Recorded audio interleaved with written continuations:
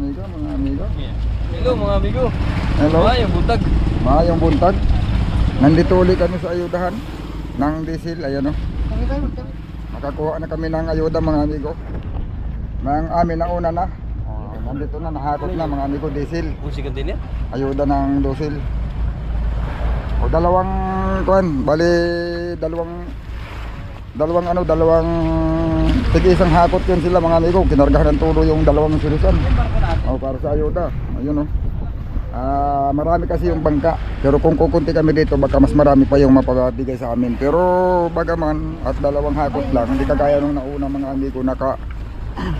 Nung una, nakatigil-tigilan balik yung ating service. Ay ngayon, marami yung pumunta dito para kumuha ng ayuda. Kaya 18 lang din yung nakaraan. Hindi yung una-una pa, nung unang laot ko dito. Ay, kuwan. Madami yun. O, nasa 60 container yun mga amigo. Ngayon, isa lang kasi yung nakarating dito na magbibigay. Tapos marami naman yung bangka yan. O, pero may dalawang series pa rin mga amigo. Dalawang series pa rin yung kinargahan ng aming ayuda ng diesel. Ay, hindi pa rin lugi. Kasi yung aming pasalamat tayo na mayroon tayong ayuda.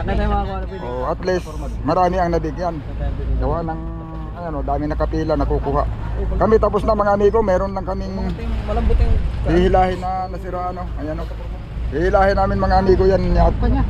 Kakumpanya, hihilahin patabi.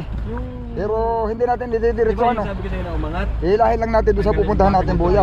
Malapit na sa tabi, tapos mayroon na lang na hihila sa kanya para ituloy siya doon sa home port nila mismo. Kasi iba yung home port nila mga amigo eh. Pero ngayon, parang kami lang muna ang unang hihila. Yun. Salamat sa payuda. Yan mga amigo, ayan o. Payuda sa atin. Ngayon, yung mga buong detalye mga amigo, kabuuan detalye, hindi natin masyadong kan. Basta ang alam natin, nagpapayuda dito. Hindi na ako nag-usisa masyado. Yan naman siguro, bago ko ninyo napanood yung vlog ko, napabalita na sa media, sa social media, sa mainstream media, maaaring napabalita yun. Pero nyo na lang alam ng mga amigo kung sakaling hindi nyo pa napanood. Kung basta ang alam ko, Philippine Coast Guard nagpapayuda sa atin dito sa laot. At saka minsan yung Philippine Coast Guard parang nagsasanib dalawa sa Bipar yung barko na kinakargahan. Yun, pag yun nung unang laot ko dito na inayudahan, yun ang ginamit na bali 5. Lima ba yun? 6. Yung kinargahan na barko o Bipar, parang 5 yata. Yung karaan 5 yun, may isang pangulong yung isa eh. Ay, yung isa, hilo lang yun. Hilo lang yun. Ay, meron pala. Hindi, nung nakaraan, yung kauna-unahan na laot ko dito. Oo, 60. Pang 5 yung puti. Oo, marami yung natanggap namin na mga amigo. Nasa 60 container. 60 ba yun? 50 lang. Kasi kulang yung container natin, 60 sana. Ang problema yung Sali naman. Sali sa drone. pero hindi ata na kumpleto yung 60. Talaga 50 lang. 60 sana yun. Kulang pa ng 10. Nanghuha man ako ng container sa nanghiram ako. Ay, oo, nakahiram pala tayo ng 10. Kaya 60 pa rin. O ngayon mga amigo. Pero pasalamat pa rin tayo mga amigo. Kasi yung ginastos namin paglaot namin, nakalibre na kami kasi 2 beses bumalik kasi ito mga amigo. Yung una nakakuha kami, tapos ngayon nakakuha ulit. Nasa mahigit 30 container din. Kumbaga man, kung yung kinukonsumo namin ng isang laot, parang bawi na rin namin. Kung hindi man sumubra, depende pa rin yun sa malayo ng mararating natin. Kung matumal ang isda, pwedeng sakto, pwedeng may sobra pa. Yun. Kaya salamat sa payuda. Nakakabawas-bawas ng konsumo. Kasi dito sa laot mga amigo, yun ang pinakamalaking namin dito. Pinaka number 1 na nakakapagpalaki ng konsumo namin. Diesel talaga. Dahil sa totoo lang, pinakamalakas gumamit ng diesel ay mga fisherman. Yung mga magtutuna mga amigo. Dito laging libo-libo litro. Tapos kaya nga ang nangyayari, malaki pakinggan yung binta. Nagmumukhang jackpot sa paningin ng iba, pero pagdating sa partihan, pag pinarte na, maliit na kasi yung konsumo namin ang malaki. Pag may ayudang ganito na diesel mga amigo, malaki ang nababawas sa konsumo namin. Halos kalahati ng malaki na titipid. Imbis na kunyari kumukonsumo kami ng 200,000, magiging 100 na lang. Pangatlo na ito mga amigo. Simula nung ako nandito sa West Philippine Sea, dito lumaot. Bali pang-apat na laot namin ngayon. Pangatlong beses na nakatanggap ng ayuda. Mga amigo, yun, salamat sa pag-alala sa aming mga mangingisda. Tapos na kami sa ayuda, meron lang kami nihintay. Tapos yung aming service mga amigo, iniwan namin sa payaw. Ayun, nagsisunodan na, yan o, nagdatingan na. Nagkareray na sila paparito sa amin. Yun, malalaman natin yan ngayon kung may mga huli. Kasi nangawil pa sila habang kami naman ay kumuka. Kasi malapit lang naman, tinakbo nila mahigit lang 8 nautical miles paparito. Ayun, bibigayan pa rin. Yan lang ang hinintay namin mga amigo. At saka yung aming hihilahin na bangka. Yan, malapit tayo, ating aabutin yan. Pagkakyata na yan. Sana may mga huli. Nangawil pa yan sila doon. Doon sa payaw na pinanggalingan namin. Boy na boy, hindi mo na uputero boy na. Mandabon, manyake.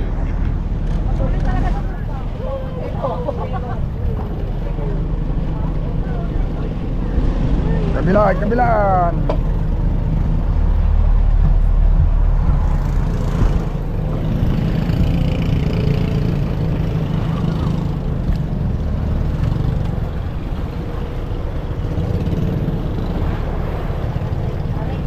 Kulang nito ng isa.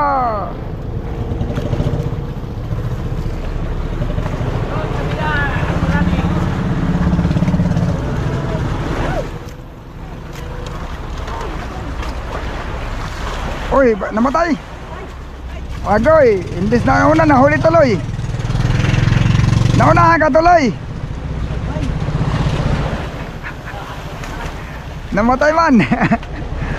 Oo. Naunahan tuloy. Namatay ang wagina. Naunahan na. Nagkariray sila eh.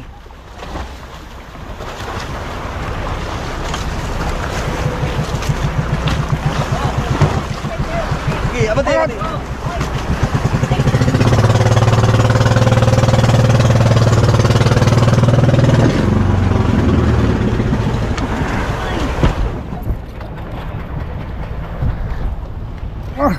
Walang daw eh. Wow!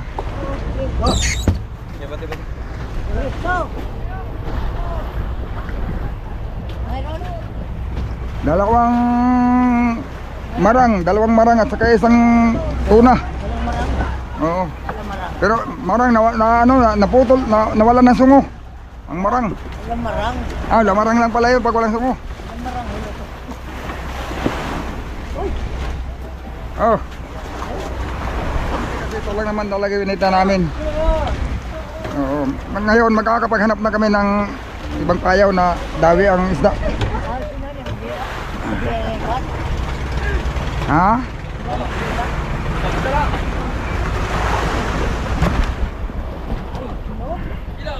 Kapandi lang. Kung saan pag-abutan doon na.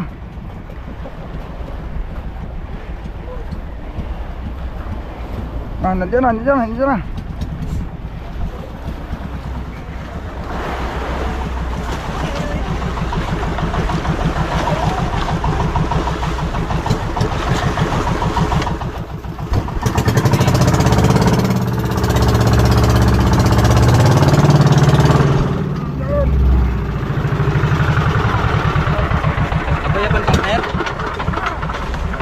Oh, hina. Sagad. Yan, sinagad na. Agoy, nahuli na naman ang lolo. Yung lolo ko. Wow. Wow, 3 tuna.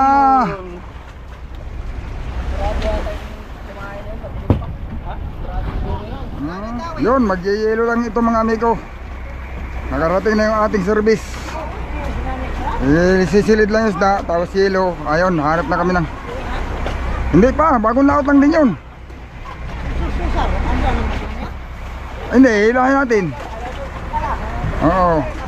Hanggang doon lang sa buya na pupuntahan natin. Pagdating doon, may maghihilan na sa patabi.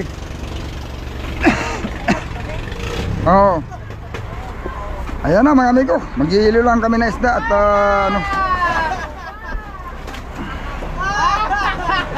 Ayan, malapit naman na ito. Madali-dali na. Ito puno ng mga may gitong sa ay. Bali yun na lang. Yun, sige mga amigo.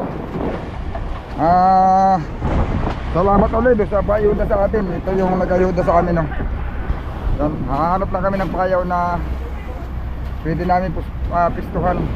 Kaya kami mga amigo, kukuti pa yung huli kasi nag-aabangan kami dito sa ayuda. Yung aming payaw, hindi kami makalipat na ibang payaw kasi lalayo kami. Pag lumayo kami, malayo ang pagpunta namin.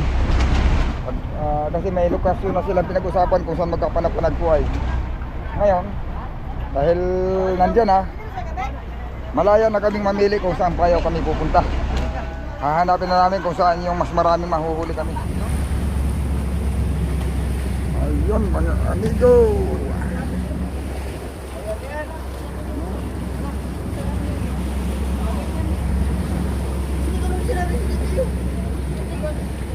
Yan mga amigo, mayroon tayong nahilang bangka. Galing dito sa pagkuha ng ayuda mga amigo, nasiraan ng makina. Yung barko na nagbigay sa amin ng diesel, yun, salamat sa nagpayuda ng diesel dito sa amin mga amigo. At yun, nakakuha na kami.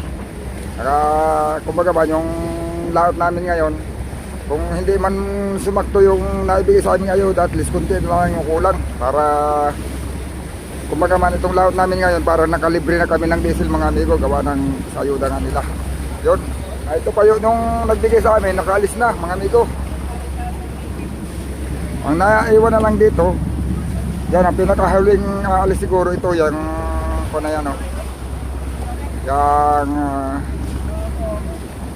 barko ng Coast Guard, yan yung pa yung isa ay isa pa doon. Subukan natin isang kung kaya. Yan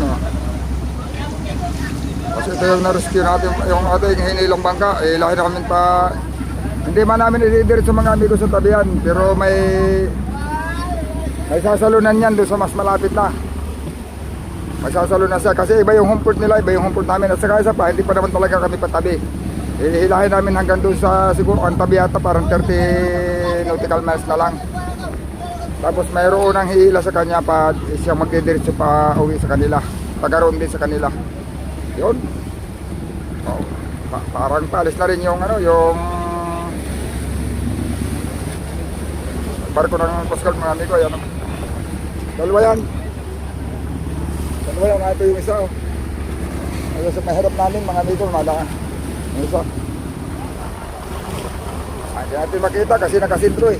Yan ang pala yun sa mga amigo. Matak mo na yata yan. Yung isang Philippine Coast Guard mga amigo. Yan o. Yung barko na sali ng diesel sa amin, ayun, mas nauna mang umalis. Nabutan na kami mga amigo ng gabi paghihila. Yan o, malilim na. Yan o. Paghihilo doon sa bangka na nasiraan. Kakumpanya lang din naman itong ating bangka sinasamahan. Pero may maghihila siya hanggang home port. Magkaiba kasi sila ng home port. Santa Cato Pagkasinan siya, ito naman ay Sambales.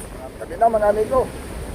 Pagka mamayang gabi nito, siyempre, tabutan ng dilim. Hindi ko alam kung anong plano, danot lang ba o may naka-ano na doon. Mayroon ng nag-aabang doon, may placer na, may kausap na pupuntan ba. Hindi naman nagtatanong eh. Malalaman na lang natin yung mga negro. Kasi kung may bangka doon sa pupuntahan, pwede makatali kami sa payaw. Hindi kaya baka pinalagyan na ng placer. Minsan kasi ganun ang ginagawa eh. Yan, gabi na mga amigo.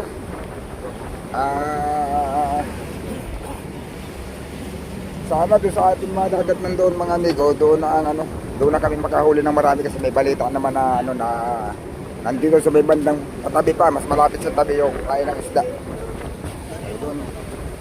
Doon kami ngayon pag-awi. Yan mga amigo, mga bunjing daw ang nahuhuli sa bandang tabi. May mga yellowfin din pero bunjing ang marami. Sana makakadami tayo ng bunjing. Hello. Yan, gabi na.